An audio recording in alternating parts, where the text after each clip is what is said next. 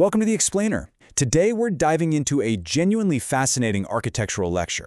We're going to completely deconstruct the transformation of the Great Stupa complex at Sanchi. And look, this isn't just a story about a single static building, right? It's a literal masterclass in architectural evolution spanning a mind-boggling 1,400 years. If you really want to understand how empires layer their legacies in stone and brick over centuries, well, there's absolutely no better textbook than the hilltop of Sanchi. Okay, let's dive right into this. To really get why Sanchi exists exactly where it does, we have to look at the words of King Bimbisara of Magadha. He was thinking about the perfect resting place for the Buddha and his followers, and he said he wanted a place not too far from the town and not too near, clean of the smell of people, well fitted for a retired life. You can kind of think of this as the ultimate ancient architectural brief for spiritual quietude. And Sanchi's geography absolutely nailed this vision. It sits up there on this serene hill, offering that exact ethereal, retired vibe Bimbisara was talking about, while still being perfectly positioned near actual civilization. So, here's our course syllabus for today. First, we'll look at Sanchi's perfect location. Then, we'll peel back the layers chronologically, starting with the Mauryan brick foundation, moving on to the stone casings and gateways, checking out the temples of later empires, and finally, looking at its eventual ruin and those notoriously botched early excavations. All right, Section 1, Sanchi's perfect location.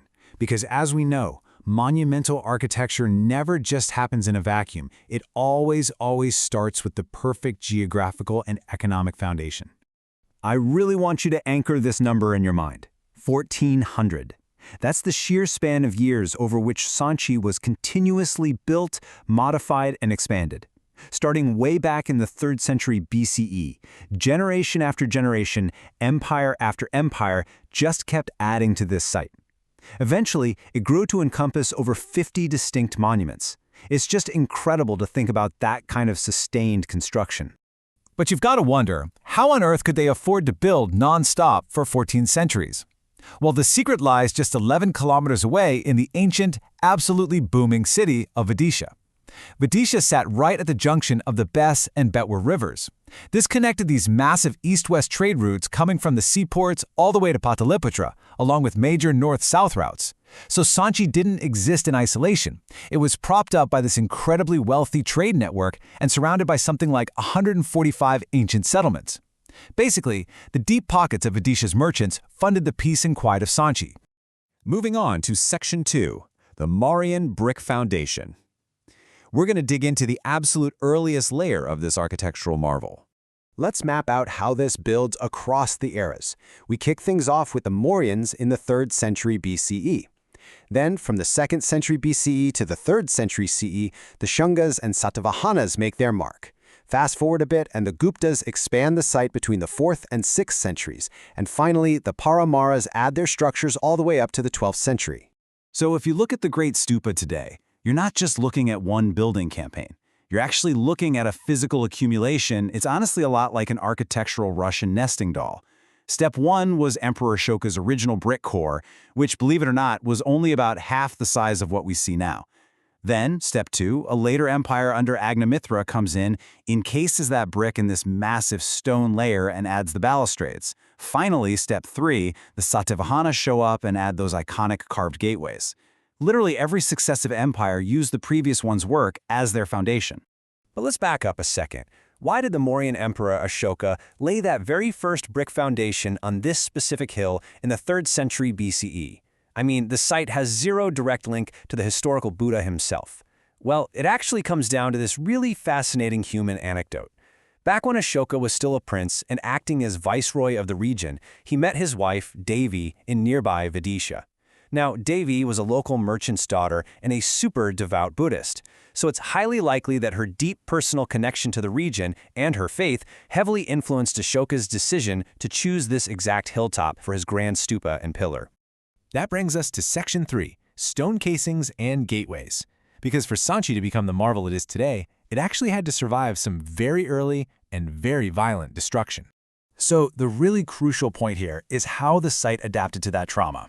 The Mauryan throne was famously usurped by Pushyamitra, who actually went ahead and destroyed the original Great Stupa. It's wild to think about. But then, in a massive architectural pivot, his son, Agmitra, who ruled from nearby Vidisha, took over. And he didn't just patch it up, he completely rebuilt it. Agmatra encased that damaged brick core in a massive, heavy-duty stone structure. This upgrade fundamentally transformed the site's durability. It's why it's still there. Plus, he also commissioned stupas 2, 3, and 4 while he was at it.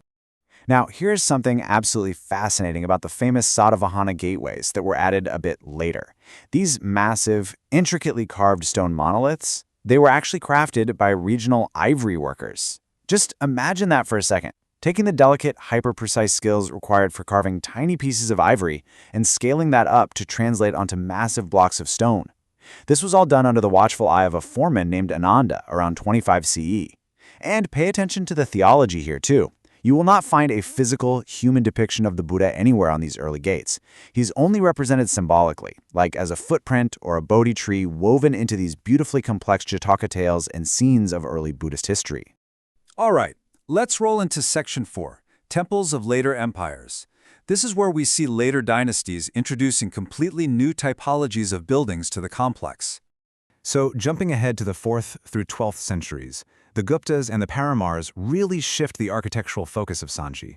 That aniconic period we just talked about, it ends. The Guptas actually add large physical statues of the Buddha directly to the 4 gates. But even more significantly for architectural history, they construct temple number 17, which is widely considered to be India's oldest freestanding temple. And later on, the Paramars add a massive temple of their own.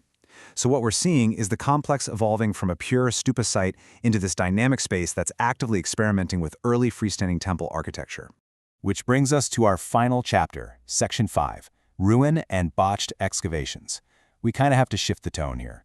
Geography miraculously saved Sanchi from medieval armies, but sadly it couldn't save it from 19th century explorers. Think about this. For nearly 700 years after the last monk packed up and left, Sanchi was completely lost to public memory. The nearby town of Vidisha was sacked repeatedly, first in 1293 by the Delhi Sultanate and again in 1532 by the Gujarat Sultanate. But remember King Bimbisara's vision from the very beginning of our explainer? That desire for our retired life tucked away on a quiet hilltop? Well, that exact isolated geography actually kept Sanchi completely hidden. It was untouched by those marauding armies, basically sleeping safely under the overgrowth, until a British officer named General Taylor just happened to stumble upon it in 1818 during a military exercise. And this brilliantly illustrates a really dark side of rediscovery. The contrast here is just stark. In 1822, a Captain Johnson acted essentially as a treasure hunter. He literally ripped the Great Stupa open from top to bottom. He created a breach so incredibly deep that it caused the spectacular western gateway to collapse entirely. It's heartbreaking. It wasn't until almost a century later, between 1912 and 1919, that Sir John Marshall moved to Sanchi. He was the one who finally conducted a meticulous academic architectural survey and restoration, effectively saving whatever was left. And you know, even the men we now consider the early pioneers of archaeology caused massive damage here. In 1851, Major Alexander Cunningham and F.C. Mazie conducted these incredibly hasty excavations. They weren't there to carefully study the architecture, they basically just wanted the relic caskets hidden inside. And to get to them, they stripped away much of stupas 2 and 3.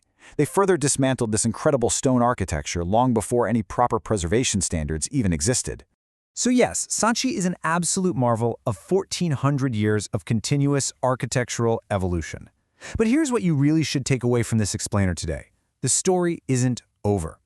Just 15 kilometers away sit the heavily unstudied stupas of Sanari, Satara, Moralkurd, and Ander, which were all once part of a vast network run by the Himawata monks. So if Sanchi yielded this much history, what structural secrets, what architectural masterpieces are still buried in those neighboring hills, just waiting to be unearthed?